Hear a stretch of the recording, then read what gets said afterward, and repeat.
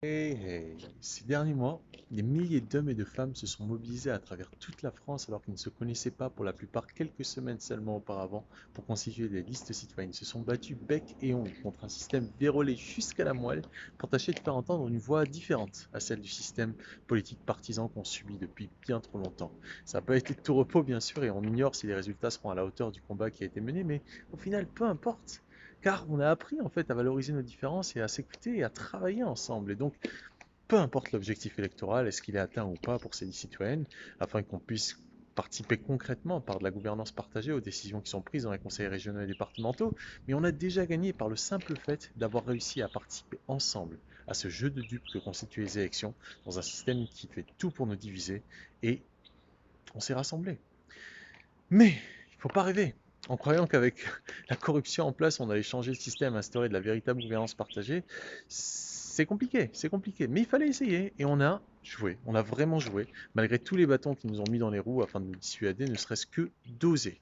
Et ben on a persévéré, on a eu le courage, on s'est impliqué, chacun personnellement, on a prouvé aux véreux, aux corrompus, aux médisants, aux infamants, qu'on avait chacun, chacune, une capacité qu'ils ne pouvaient plus ignorer à peser, malgré leurs diverses attaques, pour construire un autre projet de société. Alors, aujourd'hui qu'on a commencé à entrevoir le pouvoir phénoménal que chacun d'entre nous a dès lors qu'on commence à assumer notre responsabilité personnelle dans ce qui nous arrive, il faut continuer, car on a commencé à mettre la puissance et les talents de chacun au service de l'intérêt collectif et la force du collectif au service de chacun.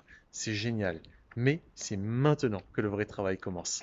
Il nous faut désormais capitaliser tous ensemble sur ce travail phénoménal de prise de conscience qui a été accompli en l'espace de quelques semaines afin de commencer le vrai travail, celui de co-construire.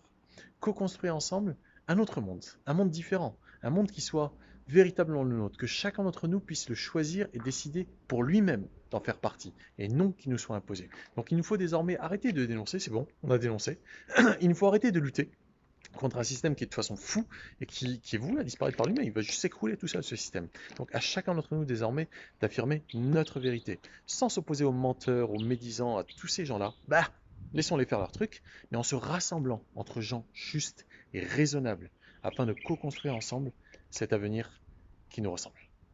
C'est beaucoup moins aisé, bien sûr, c'est pas aussi facile de construire que de dénoncer et de critiquer. Ça prend plus de temps, plus d'efforts, de détermination, d'organisation, et ça nécessite d'être prêt à échouer et à réessayer. Mais c'est justement ok, car on le sait désormais, on a échoué.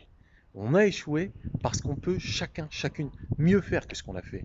Donc le meilleur reste à venir, et c'est bien pour ça, parce qu'on a échoué, qu'on est enfin prêt pour réussir à le créer, cet autre monde. Donc pour cet atelier du dimanche 20 juin, on va faire un point sur les élections et on va discuter des moyens qu'on a de co-construire l'avenir. Et sur ce, je vous souhaite un big boom.